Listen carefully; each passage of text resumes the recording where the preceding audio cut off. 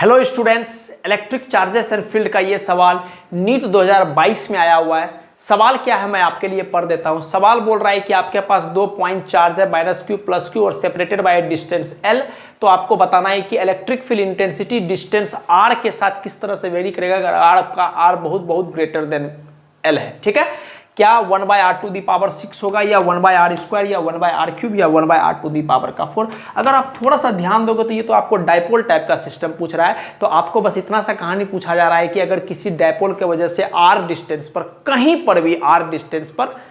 पर भी किसी भी स्पेस में अगर हम r डिस्टेंस पर इलेक्ट्रिक फील्ड निकालते हैं तो इलेक्ट्रिक फील्ड और उस डिस्टेंस के बीच में क्या रिलेशंस होता है, बस ये पूछा गया है। एक बार आप पॉज करके ट्राई करें, हम आपको इससे जुड़ा हुआ सारा कॉन्सेप्ट रिवाइज करवा देंगे। चलिए, हम उम्मीद करते हैं कि आप सवाल को अटेम्प्ट किए होंगे, है ना। हम आपके लिए सवाल को अटेम्प्ट करने जा रहे हैं, ध्यान से देखिएगा। आपको बेसिकली बात क्या है कि आपको ये बात पता होना चाहिए कि डायपोल के वजह से जो इलेक्ट्रिक फील्ड का फॉर्मूला होता है वो कितना होता है। अपने सिलेबस में 3 प्रोसेस में पढ़ाया जाता है हमको। सबसे पहले डायपोल की वजह से उसके एक्सिस पर, कहने का मतलब इधर की तरफ, ये वाला लाइन पर कहीं r डिस्टेंस दूर कितना होगा फॉर्मूला, ये पढ़ाया जाता है। या फिर हमको पढ़ाया जाता है इक्वेटोरियल एक्सिस पर, एकदम परपेंडिकुलर बाइसेक्टर हम बोल सकते हैं, वहां पर इलेक्ट्रिक फील्ड का फॉर्मूला क्या होता है। और तीसरा केस होता है जनरल केस। जनरल केस का मतलब इन एनी, मतलब किसी भी स्पेस में किसी भी पॉइंट पर r, पर इलेक्ट्रिक फील्ड का क्या फॉर्मूला होता है। तो हम तो प्रीफर करते हैं बच्चा को सिर्फ एक ही फॉर्मूला याद रखने के लिए, उससे आपका सारा काम हो जाएगा। और फॉर्मूला क्या होता है मैं आपके लिए लिख रहा हूं। किसी भी डायपोल के वजह से इलेक्ट्रिक फील्ड का फॉर्मूला एट एनी r, मतलब किसी जनरल पॉइंट पर जो फॉर्मूला आता है डेट इज, खास करके कौन सा कंडीशन के लिए, r बहुत बड़ा होना चाहिए l के लिए। किसी पॉइंट जो है वो पॉइंट बहुत बड़ा होना चाहिए कि डायपोल के बीच का सेपरेशन से। ठीक है, तो फॉर्मूला जो आता है डेट इज Kp।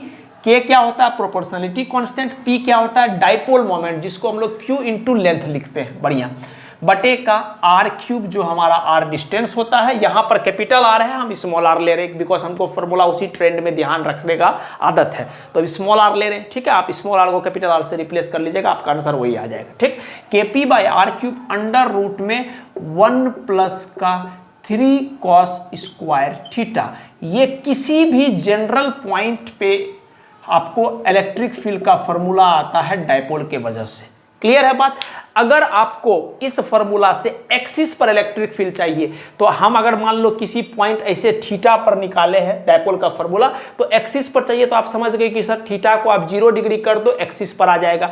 तो जैसे ही थीटा को आप 0 डिग्री रखोगे तो cos 0 का वैल्यू क्या हो गया, 1, 3 × 1 क्या हो गया 3, 3 प्लस का 1 क्या हो गया 4, 4 का अंडर रूट क्या हो जाएगा 2। तो एक्सिस पर जो डायपोल का फॉर्मूला आता है that comes out to be 2Kp/r³। बढ़िया।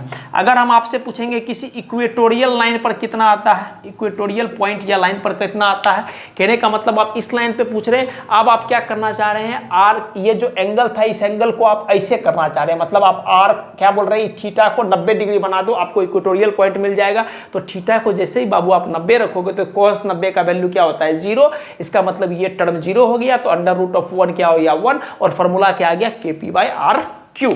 तो हम लिखते हैं इसको क्या, Kp/r³।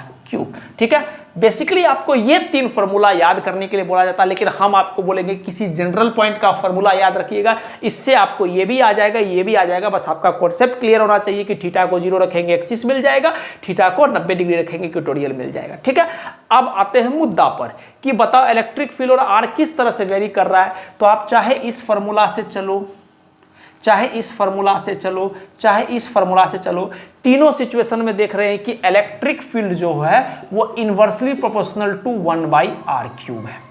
इलेक्ट्रिक फील्ड जो है वो डिस्टेंस के साथ इनवर्सली प्रोपोर्शनल वेरी करता है। और कैसे वेरी करता है, r³ के फॉर्म में वेरी करता है। तो इसको देखते ही आपको चमक गया होगा, ऑप्शन नंबर सी हमारा आंसर हो जाएगा 1/r³। क्लियर है।